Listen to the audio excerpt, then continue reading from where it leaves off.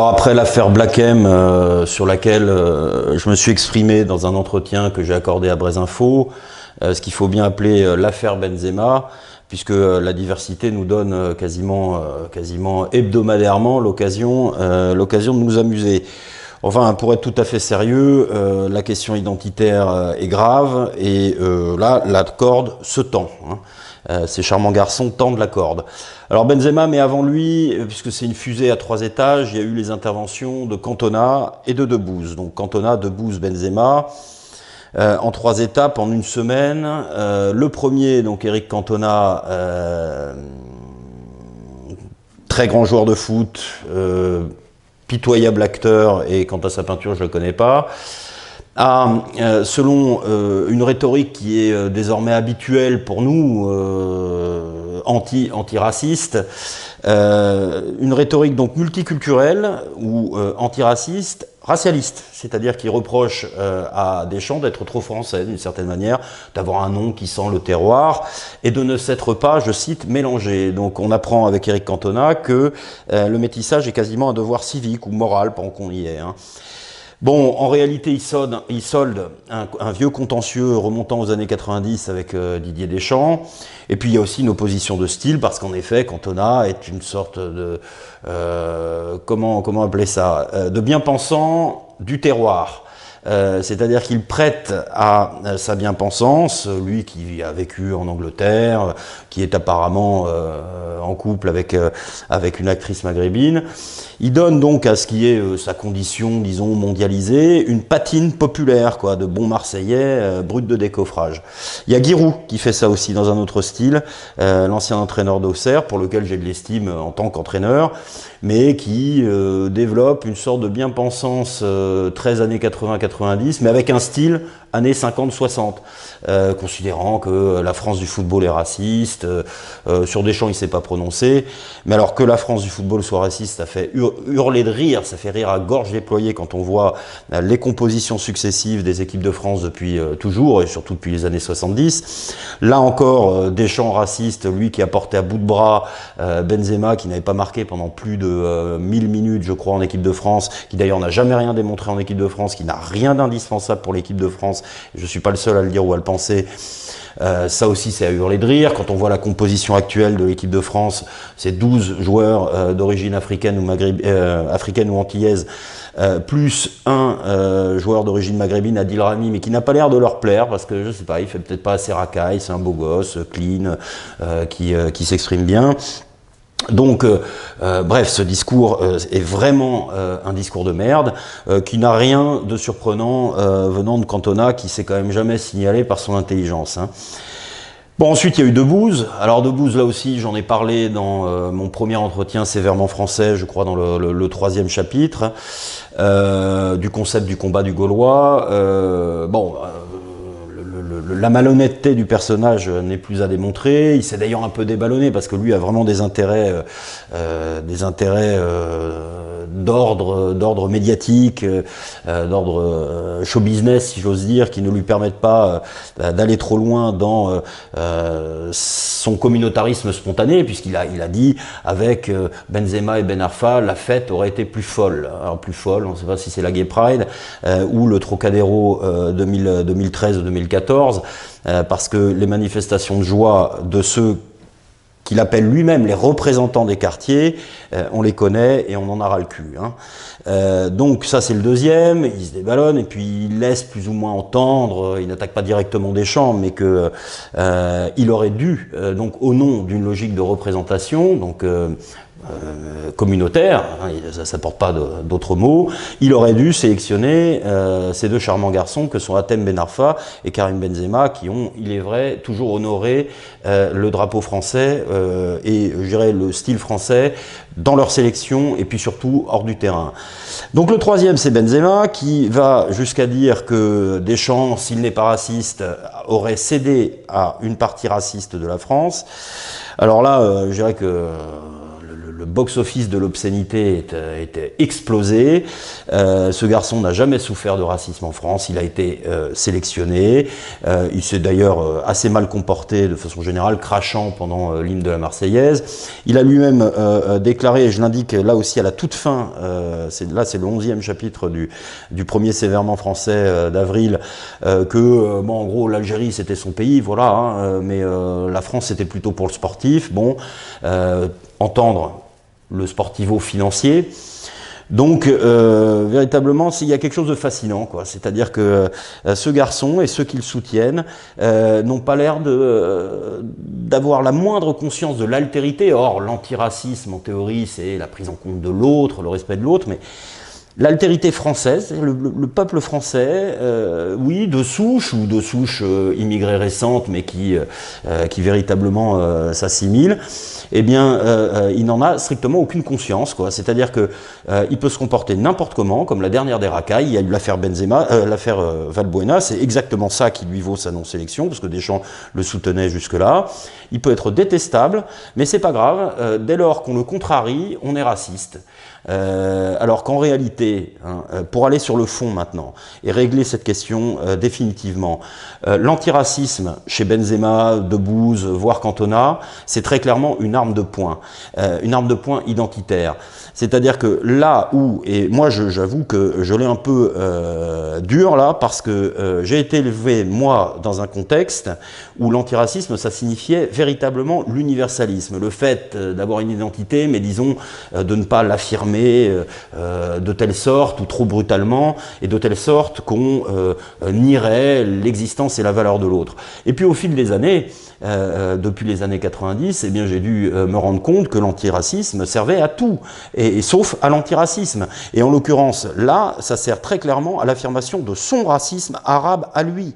C'est-à-dire qu'il n'oublie pas, lui, d'être pleinement identitaire. Hein, et on sent très bien la haine alors, du français de souche, et puis aussi, je vais le dire très clairement, racisme anti-noir, parce qu'encore une fois, il y a 12 noirs là maintenant dans l'équipe de France. Et ça n'a pas l'air de plaire à Monsieur Benzema. Donc à un moment donné, là, ces gens-là, et les élites qui les soutiennent, parce que dans l'affaire Black M, il y avait clairement un soutien des élites parisiennes, particulièrement PS, mais jusqu'au camp Juppé, tendent la corde, mais de façon extrêmement dangereuse. Parce que, la France raciste, alors là c'est à hurler de rire, hein, parce que si on veut être un peu sérieux, le racisme, il est soit institutionnel, alors je vois pas qui a jamais été discriminé à l'entrée aux bibliothèques, qui, et je connais la question, a été discriminé à l'école, personne. Alors il y a l'entrée aux boîtes de nuit, oui, ben là également avec des videurs qui souvent sont d'origine ivoirienne, c'est peut-être ça qui dérange aussi Benzema et ses semblables. La discrimination à l'embauche et au logement, j'en parle également dans l'entretien, en réalité il n'y a pas de stats, et quand il y a eu des plaintes déposées, il y en a 9 qui ont abouti sur plus d'un millier, auprès de l'ancienne haute autorité à l'intégration. Et puis ensuite il faut voir ce qui est de l'ordre de la discrimination et ce qui est de l'ordre du choix. Un employeur ou un bailleur, après tout, a le droit de faire des choix. Le fait-il sur des critères qui ne plaisent pas aux uns ou aux autres? Ça, au fond, on n'en sait rien. Et moi, je serais d'accord pour qu'on parle de discrimination à l'emploi et à l'embauche quand on fera des statistiques ethniques pour tout, y compris pour les agressions à la personne et pour les viols. Et là, à mon avis, on verra le système pris d'un mouvement de stupeur, un grand silence s'établira dans le pays quand on mesurera la proportion de certaines populations dans la délinquance, les crimes, et y compris les crimes les plus ignobles. Donc tant qu'on ne le fait pas, eh bien, on ferme sa gueule. Voilà. Donc, pour terminer, la France raciste, oui, donc pas dans les institutions, pas dans ses structures anthropologiques, parce que c'est très simple, hein, anthropologiquement, le racisme, c'est le refus de l'exogamie féminine. En substance, je prends les femmes de l'autre groupe, alors que ce soit l'autre pays, mais même à l'intérieur d'une même entité, mais je ne donne pas mes filles. Voilà. Donc dis-moi à qui tu acceptes de marier ta fille et je te dirai si tu es raciste ou pas, si on veut être un peu sérieux. Hein. Et puis je connais quand même un peu le discours arabo-musulman et la réalité arabo-musulmane. D'ailleurs, j'en ai rencontré que j'ai pu apprécier, etc. Dans les cuisines arabo-musulmanes, on ne se gêne pas pour dire qu'il ne faut pas se marier avec les autres, hein, blancs ou noirs, etc. Bon, en tout cas les filles. Les garçons, là, c'est autre chose.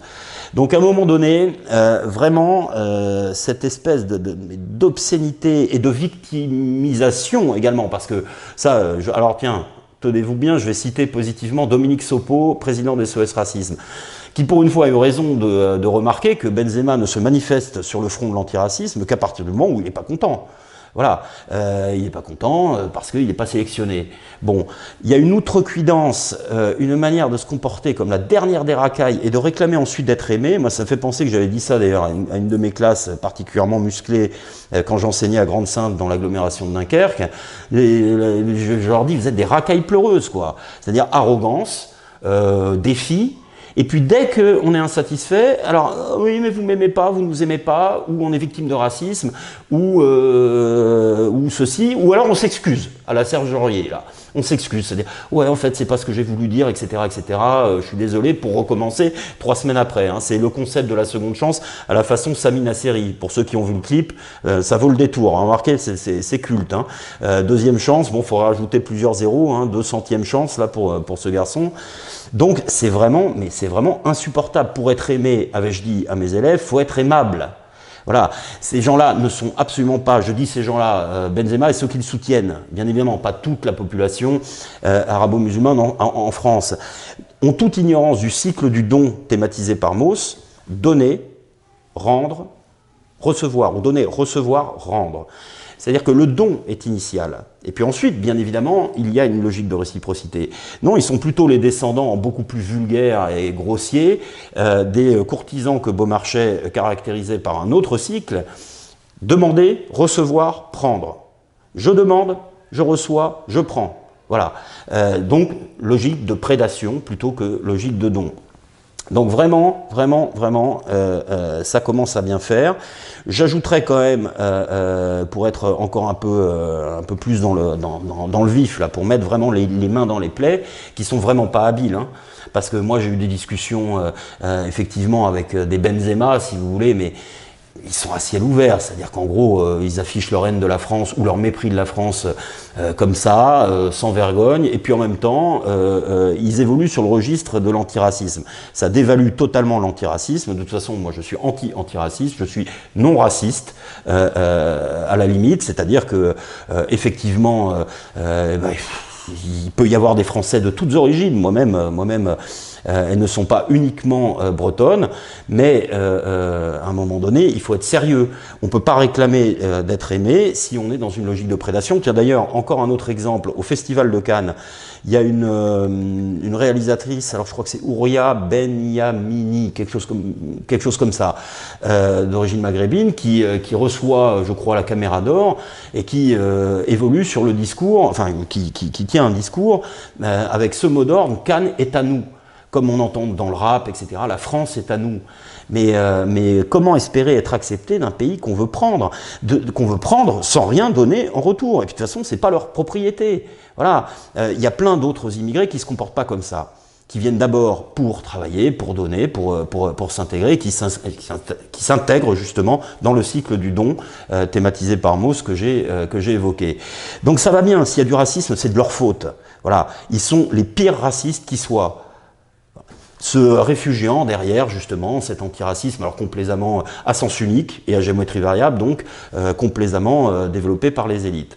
Bon, pour terminer sur 2 notes un peu plus positives et un peu plus détendues, Mohamed Ali vient de mourir et là pour le coup il y a le lien, alors à la fois immense boxeur et personnage détestable à certains égards, raciste. Hein, très clairement, en tout cas ultra communautariste, mais enfin au moins aux États-Unis c'est clair. Il pouvait exprimer, son truc dans le contexte d'une société qui s'est construite sur le communautarisme, qui est très violente, où il y a assez peu d'exogamie féminine d'ailleurs, hein, j'évoquais de communauté à communauté, mais où, bon voilà, au moins je dirais que les choses sont claires, les communautés sont constituées, etc. Bon, il n'avait pas été fair-play avec Joe Frazier, d'ailleurs, qu'il avait renvoyé à la catégorie d'oncle Tom, parce que c'est ça aussi qui se passe. c'est que des types comme Benzema et d'autres empêchent ceux de leur propre communauté de véritablement s'assimiler en les caractérisant comme des traîtres. Alors moi, c'est pour ça d'ailleurs que j'ai trouvé, tiens, on reste dans la boxe, que Carteron, là, le champion de Muay Thai, qui avait déjà laté Benzema il y a quelques mois au moment de l'affaire de la sextape, en a remis une louche là en le traitant de traître. C'est un grand noir hyper costaud et qui a l'air, qui est costaud en boxe, etc., qui a l'air d'être vraiment un mec bien. Donc il y a aussi des conflits internes là, à ce niveau-là, parce que tous ne veulent pas être enrôlés dans ce pseudo-antiracisme qui en réalité est un communautarisme, est un racisme arabe. Voilà, contre les autres. Donc, bon, salut à Carteron, et quant à Mohamed Ali, par ailleurs, immense boxeur, parce que les hommes ne sont pas unidimensionnels. Comme je le dis aussi dans le dernier, le premier sévèrement français, moi je peux écouter la musique de l'ennemi, j'ai beaucoup aimé le rap dans les années 90, je peux même écouter, je sais pas, de l'électro composé par des petits cons versaillais puants, etc. C'est pas grave. Donc, pas de conception réductrice ni unidimensionnelle de l'homme. Et puis donc, bon, pour finir sur la note véritablement positive, je conseille à tous ceux qui m'écoutent d'aller voir les petits clips là, du youtubeur John Rachid, qui s'appelle Mohamed, je sais plus comment, qui est un Lyonnais, donc j'en ai pris connaissance il y a longtemps, et vous verrez que je suis toujours dans le sujet. Parce que lui, à la fois, il y a des points, par exemple, sur le terrorisme. Il a fait une petite vidéo où il dit non, mais moi, je dis même pas not in my name, je m'excuse de rien, parce que de toute façon, ça n'a vraiment rien à voir avec l'islam, etc. Bon, bah ça, qu'il explique ça à Daesh, c'est autre chose. Mais on pourrait discuter avec ce garçon. Parce que d'abord, alors, hyper talentueux, très drôle, avec un vrai humour, y compris sur soi. Karima, la beurette à chicha qu'il incarne, c'est à hurler de rire. Il se moque justement aussi de sa propre communauté. Et tout ça, c'est sain, ça fait respirer. C'est le vrai humour, hein, ce qui consiste pas simplement à chambrer les autres, mais être capable de rire de soi. Et ben là, il n'y a pas de problème. Et d'ailleurs, toute sa petite bande de copains, pour le coup, est vraiment non pas multiculturelle, je pense même culture française, avec des éléments, effectivement, des empreintes plus particulières. Culture française, un humour qui est typiquement français, mais multiethnique, c'est-à-dire qu'il y a un peu de tout en termes de provenance. Et donc voilà, c'est vraiment un mec qui m'a plu, qui m'a fait rire, et qui donne un peu d'espoir. Je voudrais quand même revenir rapidement sur un point que j'ai abordé, mais que je n'ai pas suffisamment précisé. Oui, la France, dit-on parfois, est le pays le moins raciste du monde, ou figure parmi les pays les moins racistes du monde, parce que quand on caractérise une nation, il ne s'agit pas d'essayer de compter les racistes ici ou là, c'est à travers les institutions et l'anthropologie, les mœurs, à la fois familiale, maritale et générale d'un pays, que l'on mesure sa relation à l'autre. Il y a des pays, effectivement, plus ou moins fermés et plus ou moins ouverts à l'altérité de l'étranger que d'autres. De ce point de vue-là, donc, j'ai oublié d'évoquer les travaux d'Emmanuel Todd sur l'invention de l'Europe, l'invention de la France, dans lesquels il montre que le type familial français est exogame, exogamie féminine, je précise, parce que en règle générale, les groupes humains ne répugnent pas à prendre les femmes des autres. Ce qui est plus difficile, c'est de donner ses filles à marier à quelqu'un de l'autre groupe. Alors il y a des différences en France entre le Nord, le Sud, etc. C'est passionnant. Bon, comme toujours, Todd, il faut le lire en tant que démographe et puis pas l'écouter trop longtemps en tant que commentateur politique, parce que là il est catastrophique. D'abord il a l'air bourré à chaque fois qu'il parle, il est complètement exalté, et il hurle sur tous les tons que le problème de l'assimilation est réglé parce qu'il y a un fort taux de mariage mixte entre Français de souche européenne et Français d'origine maghrébine ou africaine. Bon, je ne sais pas où il a vu ça, je crois que ça ne marche que dans un sens, donc l'exogamie masculine, mais pas féminine. Donc ça c'est le premier point.